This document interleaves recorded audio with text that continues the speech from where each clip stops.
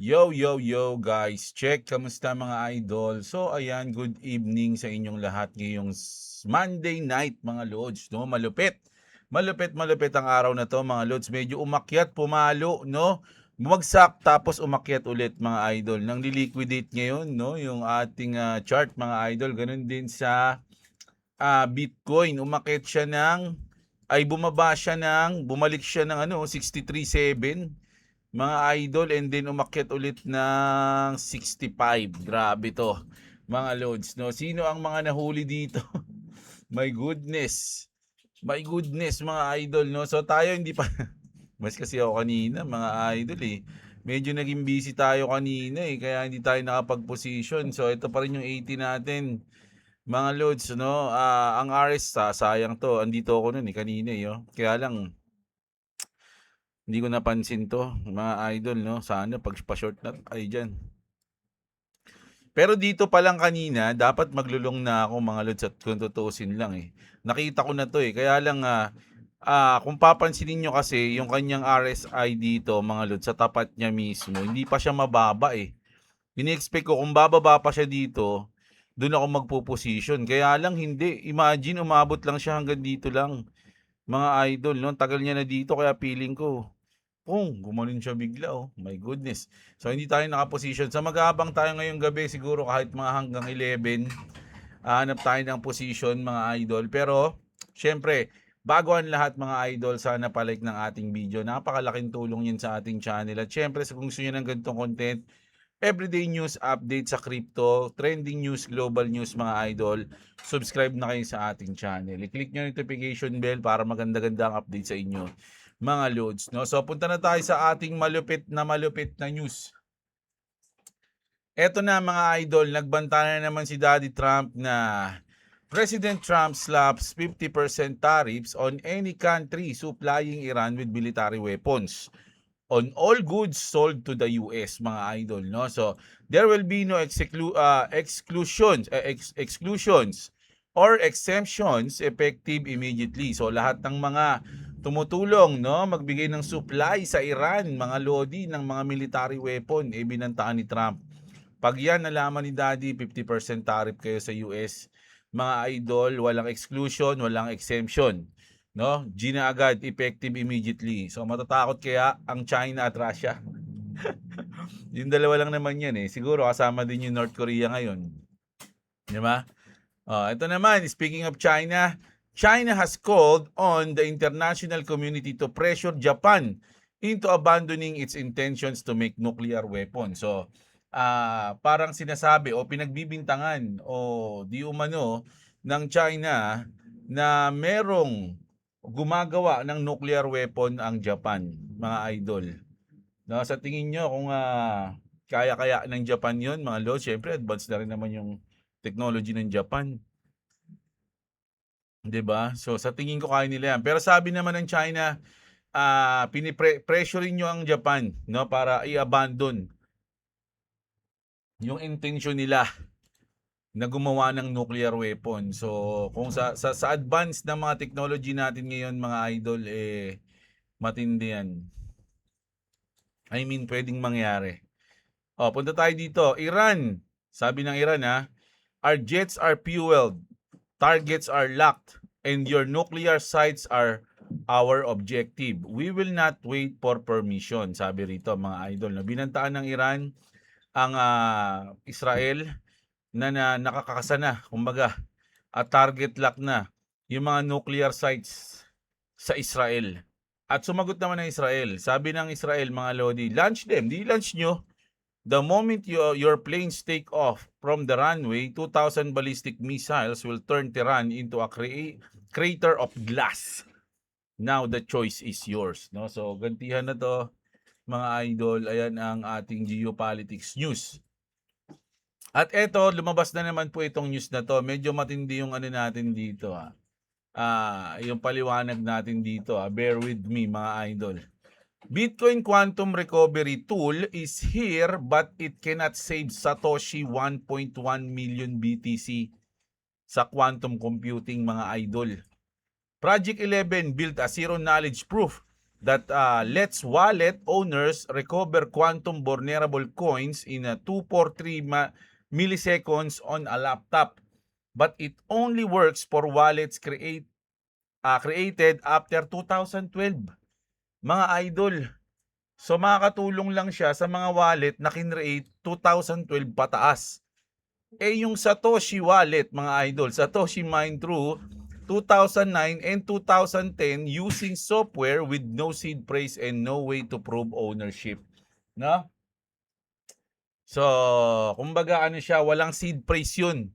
Yung Satoshi era, mga Lodi. Tapos tinanong ko dito, mga idol, no?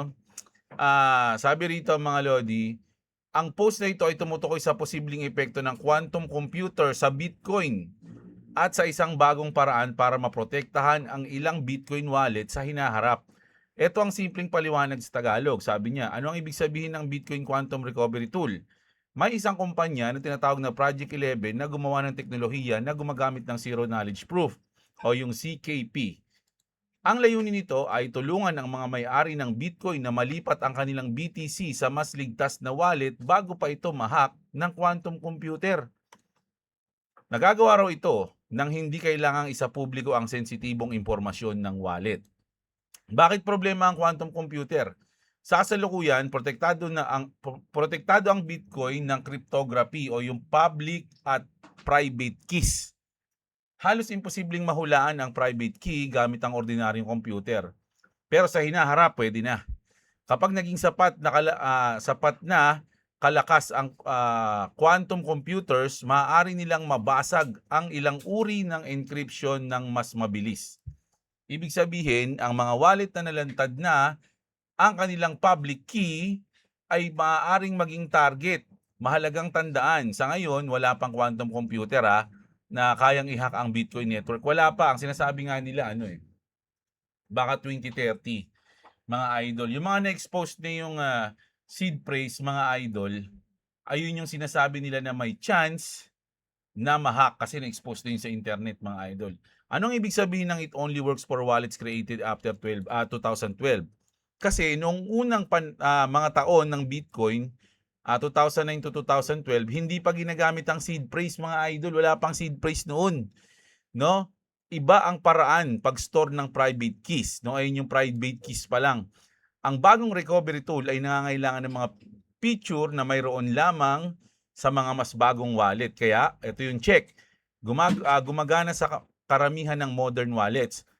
Pero hindi gumagana sa napakalumang Bitcoin wallets. Ayan, grabe yung Tagalog, no? Hirap basahin. Bakit hindi nito maliligtas ang 1.1 million BTC ni Satoshi? Kasi syempre, unang-una pa yun. Wala pang seed phrase na ginamit nun. Si Satoshi Nakamoto, ang creator ng Bitcoin, ay may tinatayang 1.1 million BTC na hindi pa kailanman ginagalaw. Ang mga coins na ito ay namina noong 2009-2010. Nasa lumang wallet na software. Walang seed phrase. Walang modernong paraan upang patunayan ang pagmamay-ari gamit ang bagong recovery system.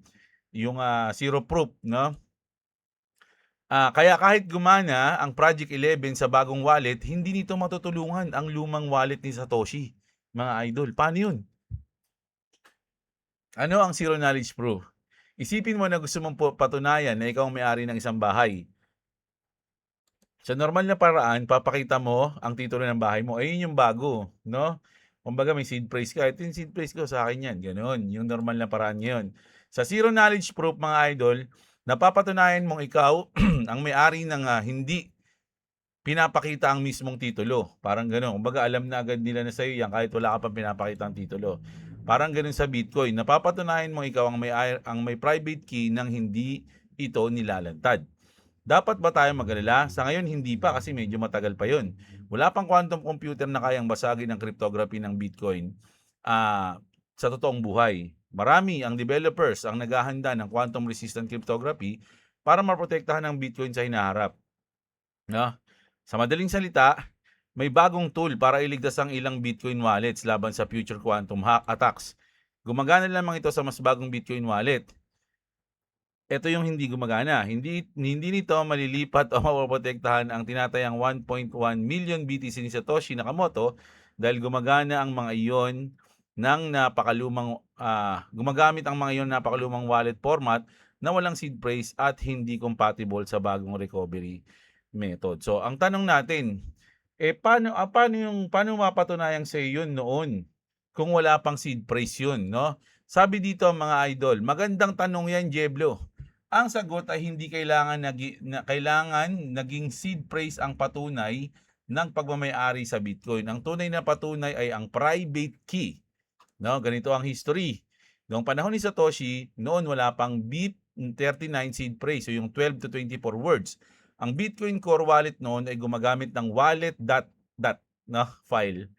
Ayan, sa loob ng wallet.dat o dot, nakatago ang mga private keys, public keys, addresses, transaction history. Kumbaga andun lang yun. Yung mga walang seed phrase doon, yung mga transaction, parang resibo.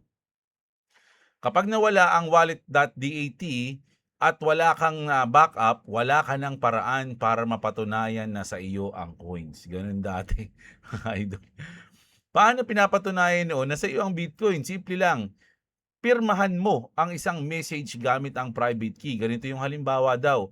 I am Jeblo, the owner of this address, July 10, 2026. Ganun lang yun, mga loads.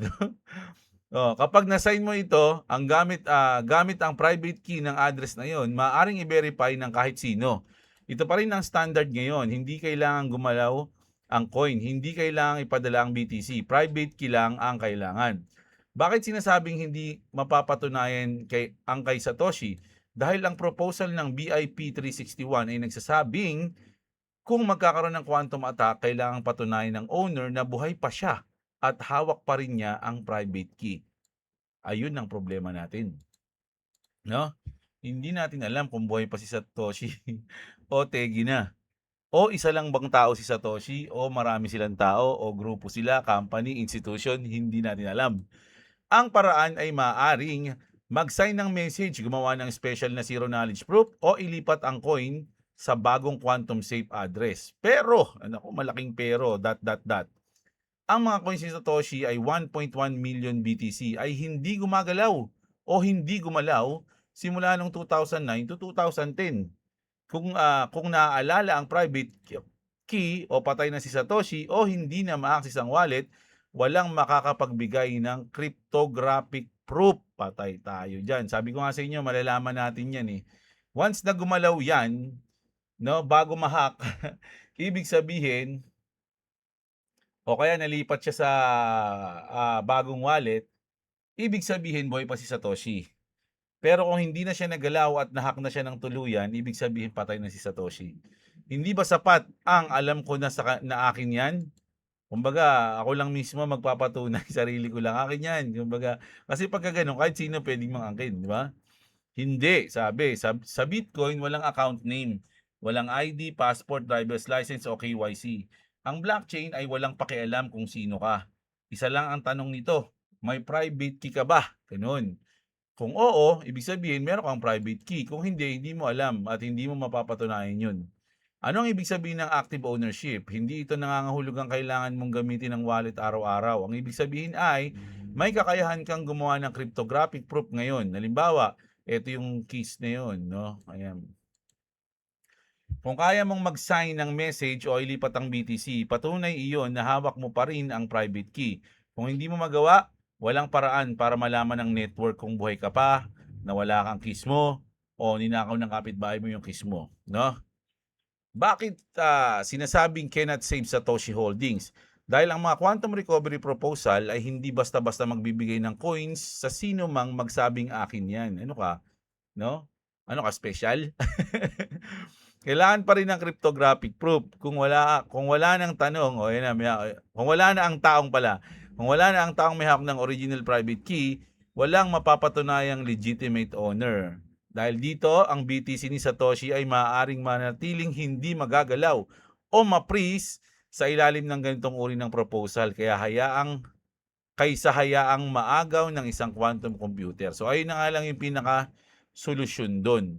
Bago ma-hack o makuha ng quantum computer yung Satoshi ay yung Bitcoin ni Satoshi na 1.1 million BTC, ipi-freeze na lang yun. No? ipi-freeze na lang. So once na ma-freeze na yun, wala na yun.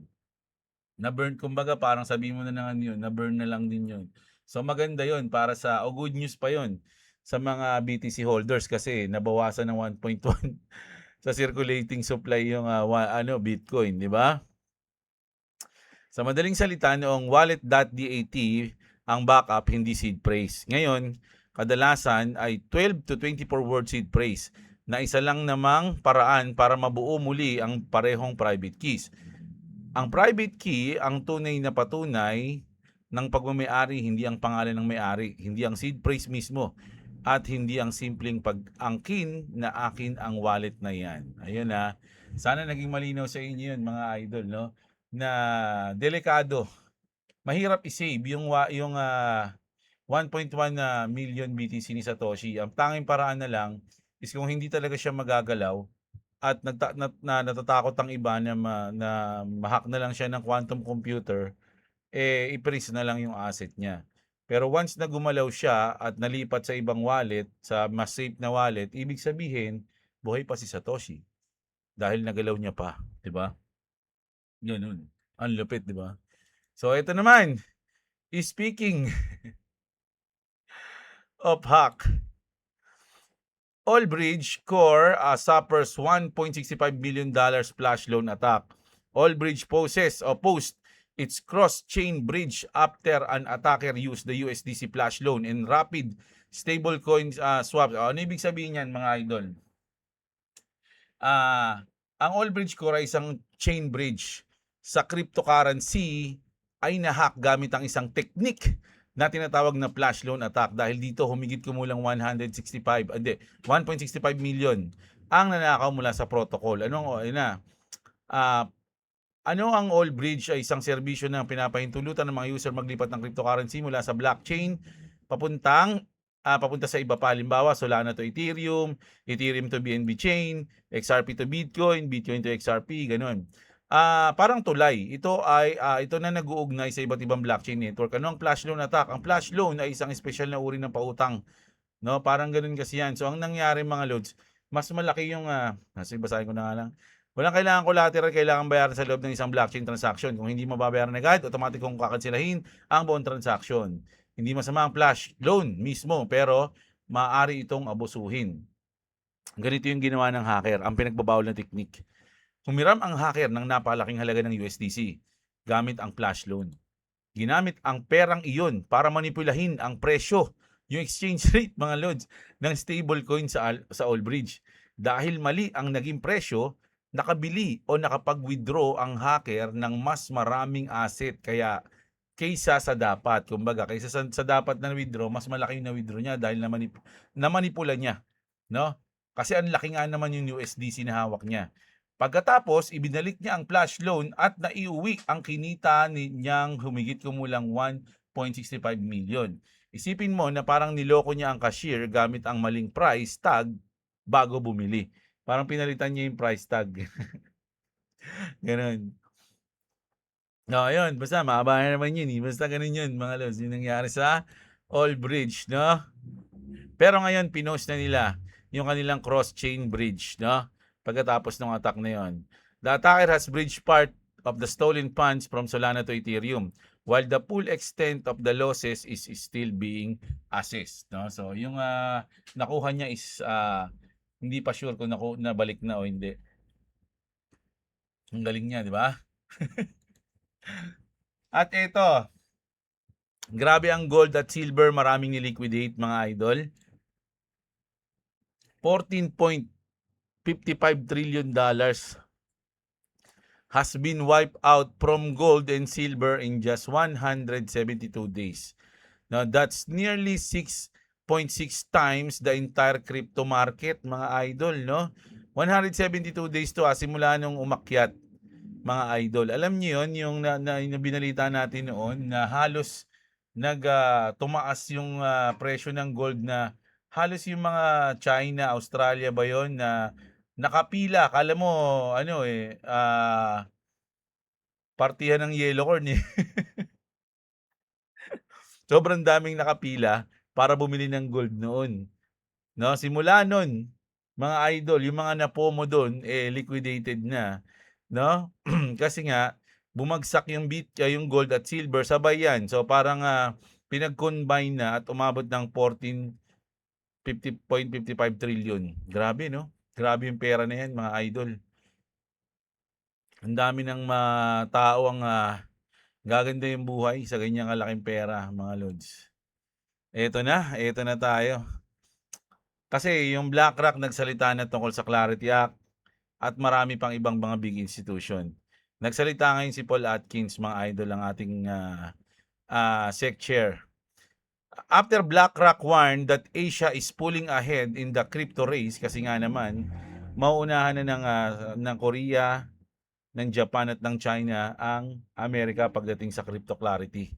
SEC Chair Paul Atkins acknowledged that year of regulatory uncertainty pushed digital asset innovation outside the US and said that era is coming to an end under his leadership. So, pinapangako niya mga idol na magbabago ang lahat ng 'yon at papabor sa US, no?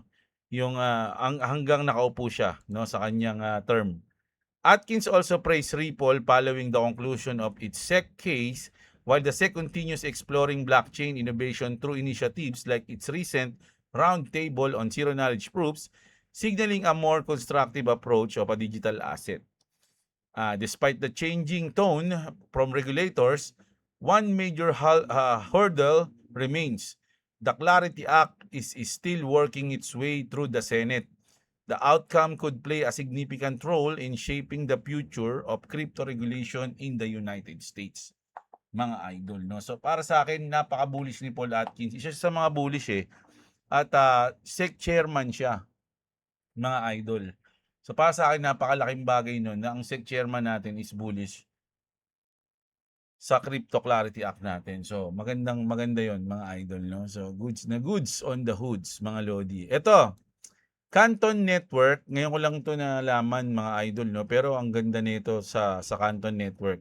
Canton Network has burned 4.33 billion Canton coin. According to data from Canton Scan, no, Canton Network has now burned some 4.33 billion CC since the network launched in mid-2024.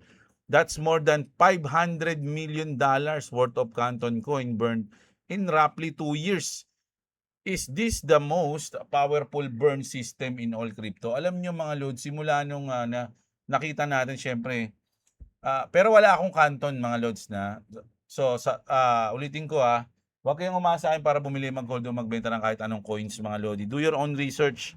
I'm not a financial advisor. Etong CC, ano ba? CC, yung Canton, ayan. Etong Canton Network mga idol, sa ngayon nasa 7.63 siya.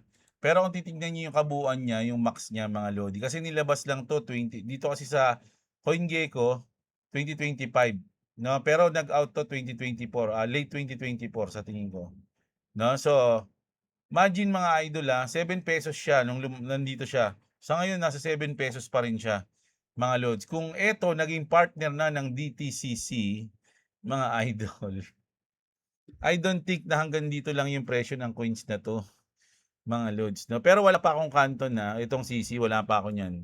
Pansit Canton lang dun sa may baka namin. Pero ito wala pa, mga loads. No? Parang nauudyok lang ako na parang gusto ko lang bumili siya ng, ewan ko Pero wala pa ako, wala pa akong pambili, mga loads. No? Mas inuuna ko kasi yung XRP. Siguro, hindi ko alam, pero for me parang maganda siya Ganun lang yung naisip ko dyan, mga idol. Tapos ang ganda pa ng burning nila, ano. Sabi dito mga idol, Wall Street giants just settled tokenized treasuries on the XRP ledger in under 5 seconds. So napatunayan na mga lods, no? Ripple, JP Morgan, Mastercard, and Ondo Finance have completed a cross-border settlement of tokenized US treasuries on the XRP ledger in under 5 seconds, demonstrating how tokenized real-world asset can move across financial networks with near instant finality. Imagine, tinry nila. At ganun nga, wala pang 5 seconds. The pilot combined multiple system, Mastercard route payment instruction, JP Morgan Kinexis handle banking settlement, Ondo provide the tokenized treasury asset, and XRP ledger serve as the blockchain settlement layer. This wasn't just a blockchain transaction. It showcased how traditional finance and public blockchain infrastructure can work together to support faster programmable cross-border asset settlement, mga idol. Grabe yan. No? Basa rin kayo ng subtitle para matindi. So dito na tayo. XRP Ledger is speaking, mga idol. No? Ito, mabigat yung news na to kasi mag-upgrade sila, mga lods. So napakatindi na ng technology ng XRP Ledger pero mag-update sila ulit. No, XRP Ledger set for a major future boost. Iinan ako ba? Ito. Para maintindihan natin, no? Ang balitang ito ay tungkol sa malaking upgrade ng XRP Ledger na posibleng ma-activate sa loob ng humigit kumulang 2 linggo na lang kung maaprobahan ng mga validator ng network. Narito ang mga paliwanag. Ito yung mga pwedeng maging feature o madagdag once na mag-upgrade sila. Batch transactions. Ano ito? Maaari nang pagsamahin ang maraming transaction sa iisang proseso.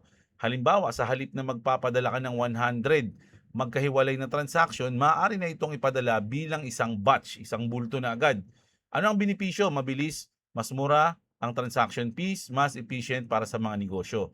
Confidential transfer, isa to. Ano ang isa sa pinakamalaking feature?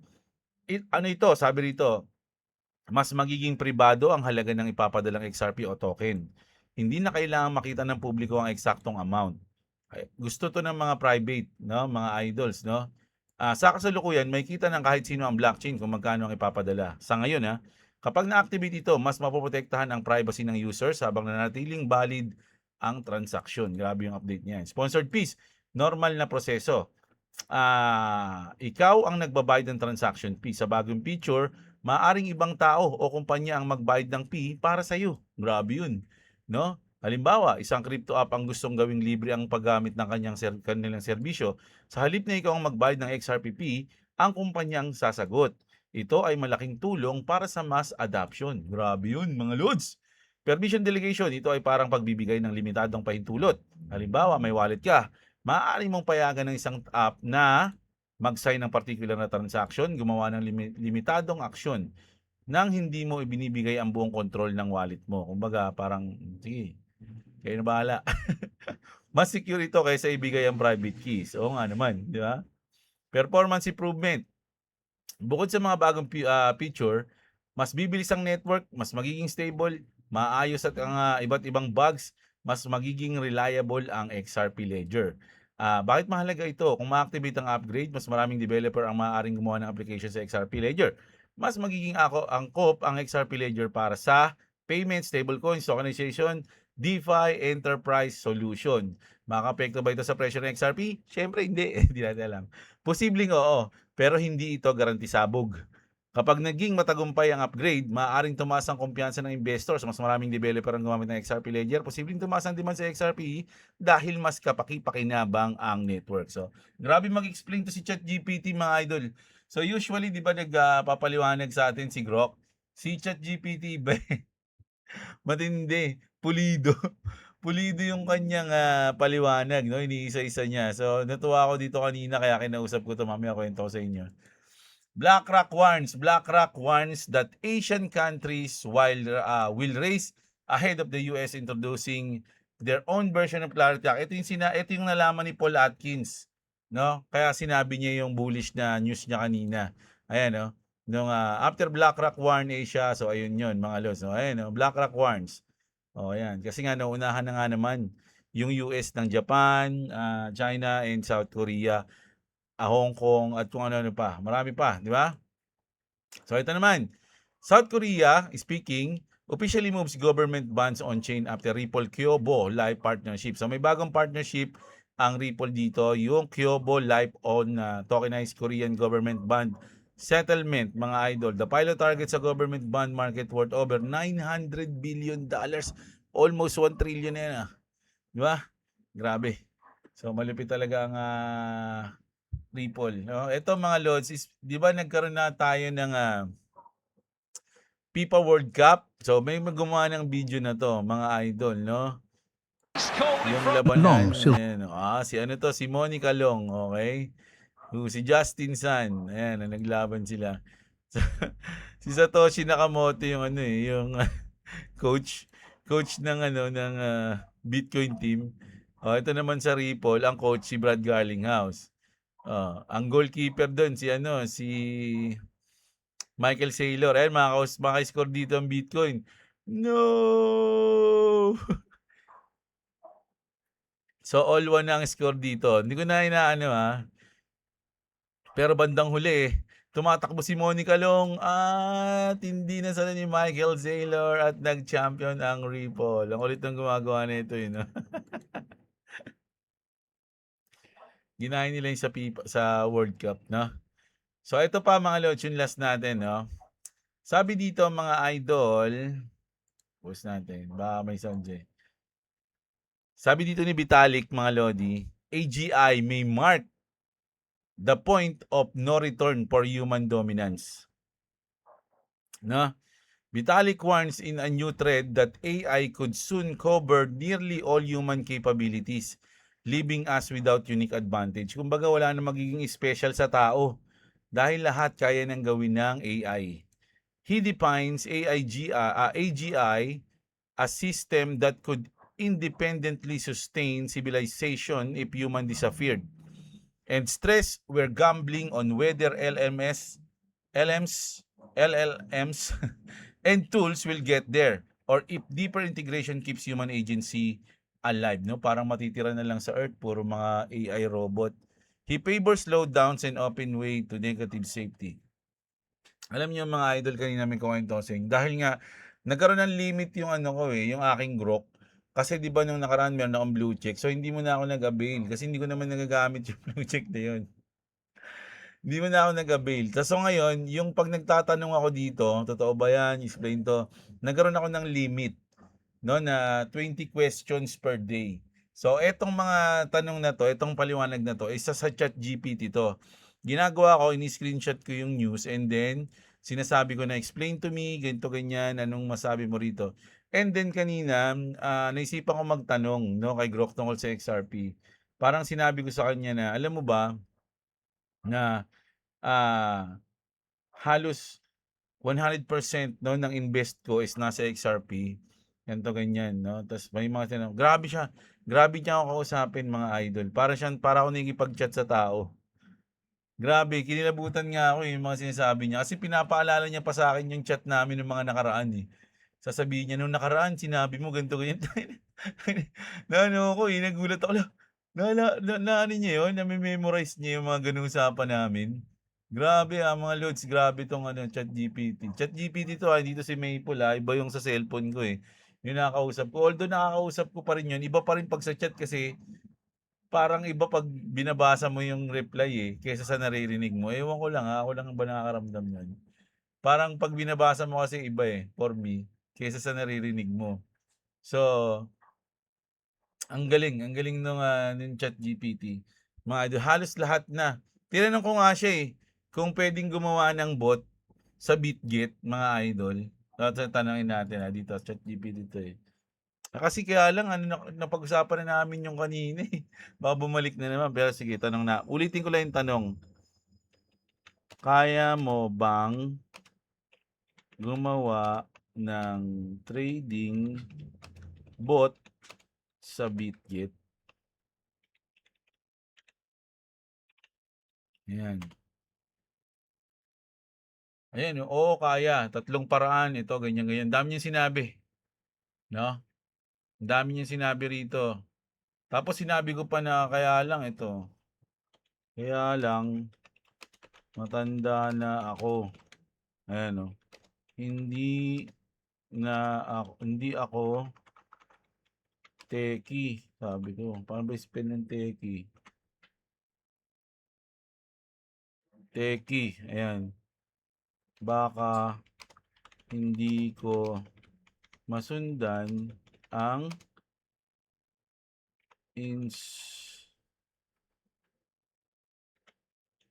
instruction mo.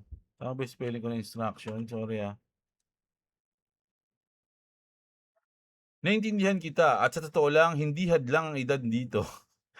Ang napansin ko sa mga tanong mo nitong mga nakaraang araw, ayun tignan mo, kulit. Tungkol sa XRP, Bitcoin, quantum computing at BitGet ay hindi ka naman hirap umintindi ng konsepto. Ang sabi mo lang ay nahihirapan ka sa mga technical na setup. Magkaiba ang dalawang yun. Kung gagamitin natin ito, ako ang bahala sa technical na parte. Halimbawa, hindi ko sasabihin ng ganito. OpenCMD installment Python. Yan, kumbaga hindi niya sabihin niya kasi syempre, baka hindi ko maintindihan niya kasi lolo na ako. Sabi dito, sa halip, magiging instruction ko ay U pala yung instruction, hindi pala A. Sorry. Ang instruction kay parang ganito. Step 1, download ganito. Step 2, i-double click ang installer. O ayun, kumbaga ano niya, pinapadali niya lahat para magkaroon ako ng bot. Ayan o, na bot sa ano sa BitGet. Yung magta-trade ng kusa kasi sabi ko gusto ko ng passive income eh. Sabi ko na magte-trade ako. So grabe to si ChatGPT. Pwede mo siyang kausapin at sundin yung mga instruction niya. Sinishare ko lang sa inyo mga idol ha. Baka sabihin nyo kasi, baka yung iba siguro alam na to, pero kasi ako ngayon ko lang siya na naisip itanong. So, malay nyo naman makatulong sa inyo. Pero wag kayong maano sa akin ha, mga lods ha. Kausapin nyo siya.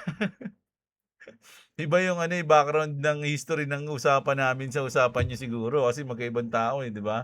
Grabe na talaga yung AI ngayon, mga idol, no? So, punta na muna tayo sa inyong mga ano, comment. Grabe eh. Nikikilabutan ako sa galing ng AI. Imagine paano pa Subscribe kaya na kung kayo sa ano, ating no? Kung channel. mas maging advanced pa tayo from this time, no? From now, biglang mas magiging 5x pa yung advance mga idol ng technology natin. Ano na kaya mga mangyayari pagka ganun, no? Mga lodi, no? Grabe. Nakakapangilabot mga idol, no? May mga comment ba kayo? Ba't parang kaya nakita ko ano, walang comment? Aba, bagal ng internet Nung naglag ako. Ayun.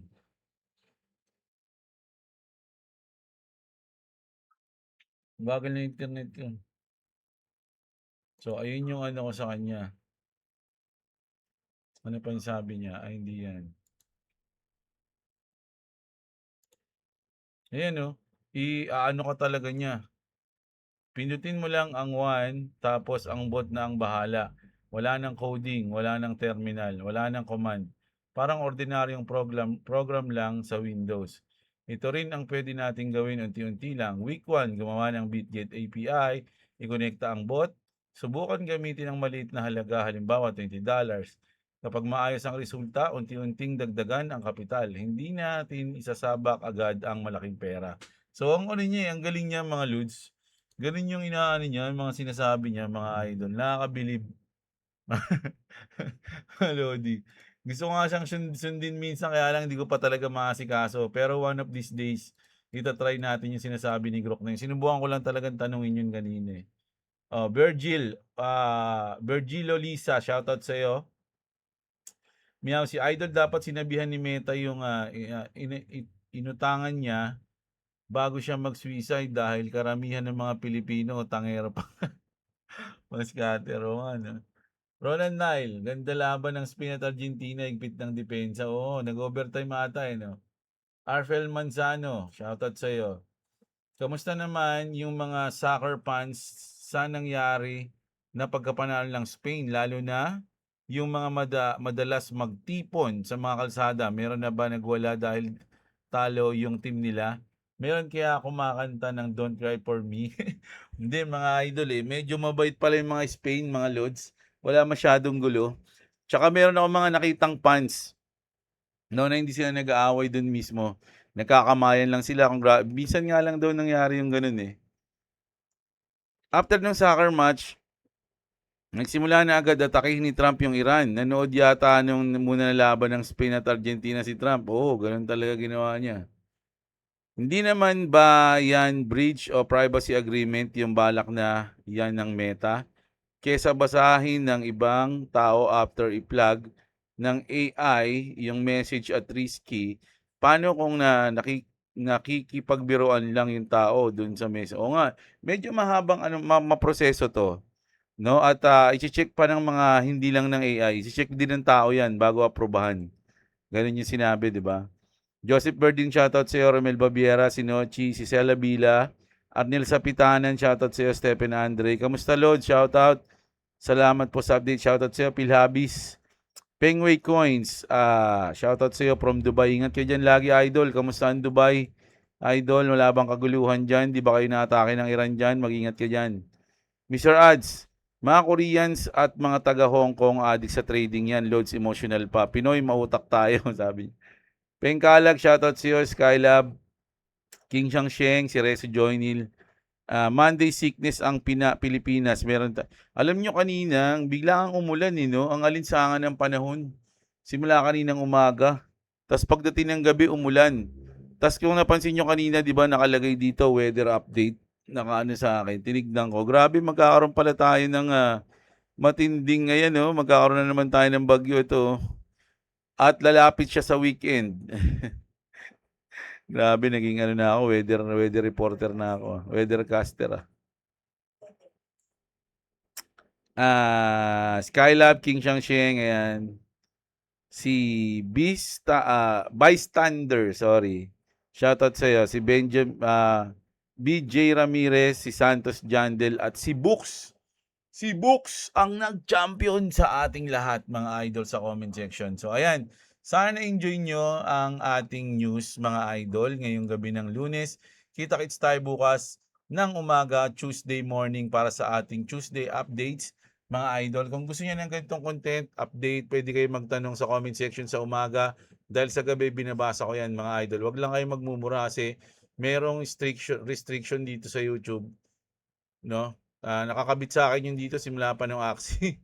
Kaya pag may mga mura dyan, hindi nyo na mababasa yung comment nyo. Ako lang makakabasa, kaya lang, minsan nakakalimutan ko eh. So ayun, kita-kits tayo mga idol. Maraming salamat sa mga nanood. Magandang gabi sa inyong lahat. At, What's up? alright, thank you!